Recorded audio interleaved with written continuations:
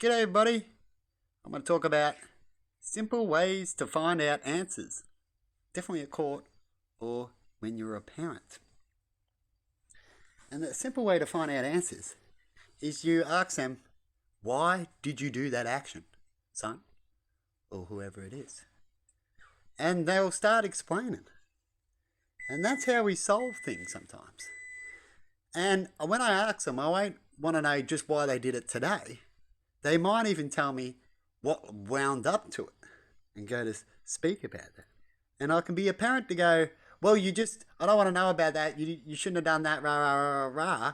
You're not going to really be able to find out the answer properly. And the kid will walk off crying or be feeling hurt as they knew they did wrong, but they're not getting listened to. And so in a lot of real court cases, and the ones they play us in the movies, they say they always go, if there's a reason to speak about something, as long as it means why that action happened. So don't tell us stories when it's got nothing to relate, you see.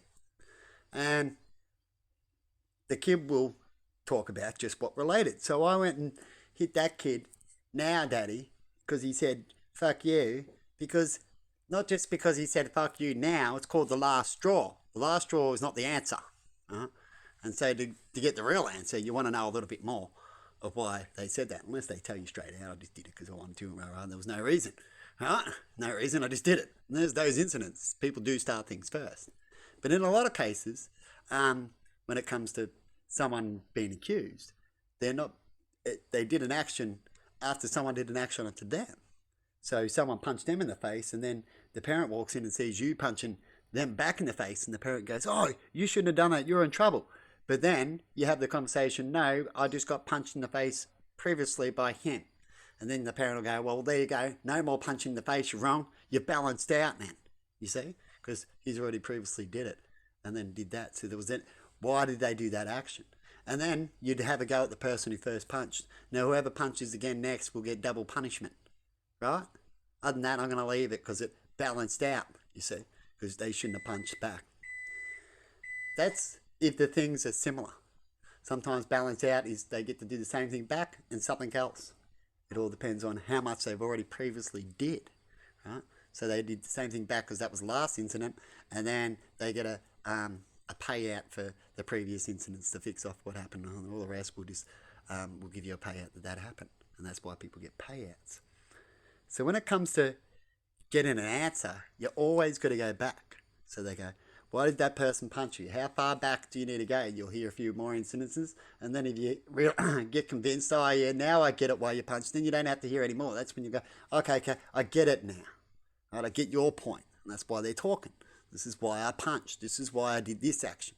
This is why I didn't pay for this guy the maintenance on the vehicle, as I believe he didn't do it right. He gave me a dodgy part on the car, as I've heard heaps of people not pay mechanics and all sorts of jobs that happen on houses and stuff like that. The job wasn't done properly, so I'm not paying. So that's why they didn't pay. Or what do they say at the court? Or he did the job and I'm just not paying. Well, you're in trouble. You got to pay him.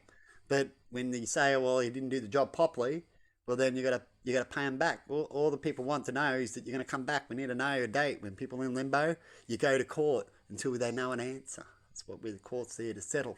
But you've got to be fair. You've got to do things right.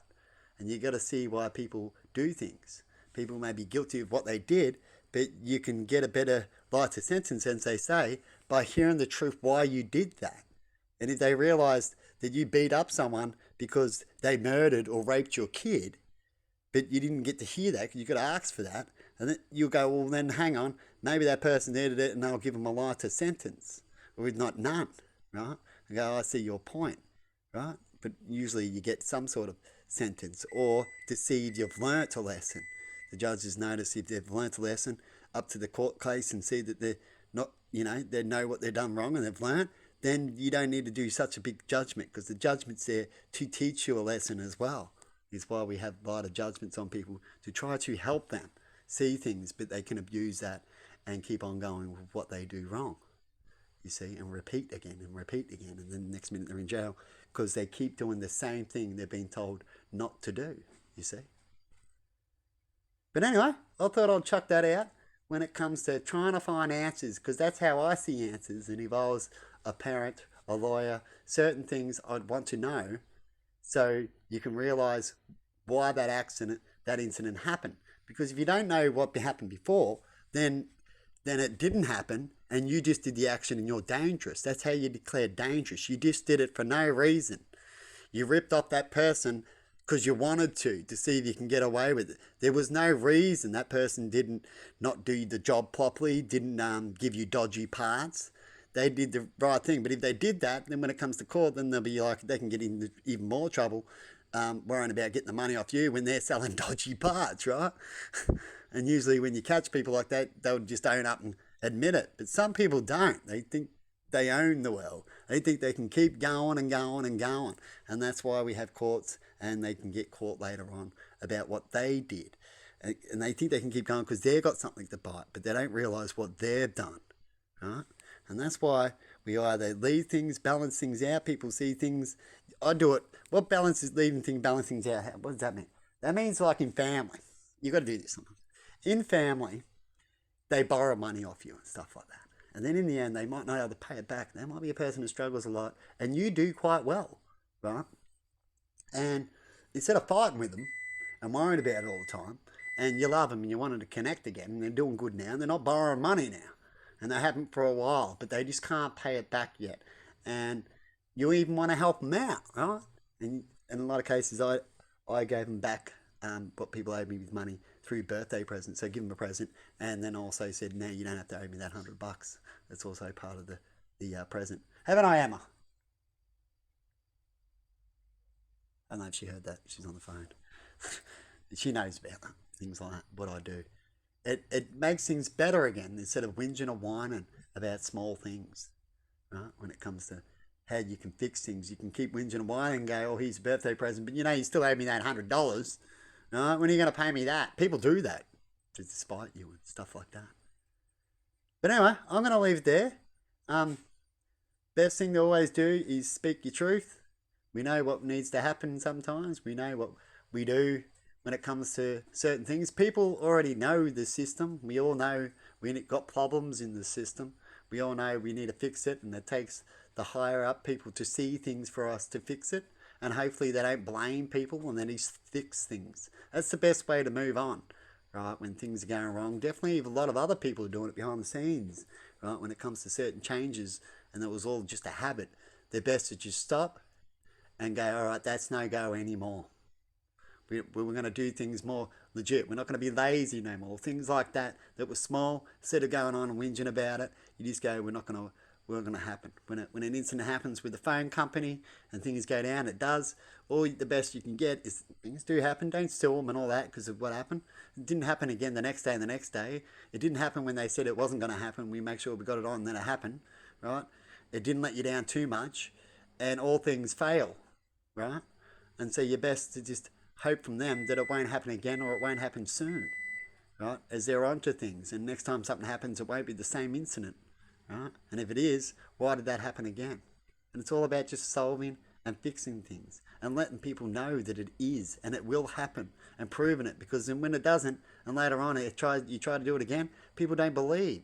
It's like all the helping donations we get, and we hear about everything's going to be fixed, but you go back to a lot of these places and they're not fixed at all, or they only got fixed because the people fixed it, even though they got a lot of donations. They don't go in the right areas, or they didn't know who to give it to, or they were too frightened about where it's going to go. Anyway, I'm going to leave it there. Have a good one. I decided to have a little blab today, and the pumpkin made me do it, we'll say. And I'm going to go quickly, as I wanted today, go plant these, but I seem to get up and days seem to go a bit quick now. I'm still used to the daylight savings kind of thing. And I'm going to go plant some plants because they're getting good and bad as I put the heater on and carry on in here. I'm best out there at the moment, now the weather is and everything. It's best to be planted, water it, and leave it alone. You know what I mean? Otherwise, they're going to get more sick. And if I planted them a while ago, they would have been going good already. And these are the butternuts. This one here. And I gave it some feed when they last died off, as you can see, some dead leaves, and it took off, and then I dried it out again a little bit last night. If I'm having the heater on to dry some of the what was I using the cover? Food dye. I use food dye, in water to let the wood dry, so I can coat it. But anyway, see you later. Have a good one. Let me know in comments what you thought of what I said. And like I say all the time, speech is freedom. Speech is the lowest of all hurt. Sticks and stones may break my bones. People use speech to release anger.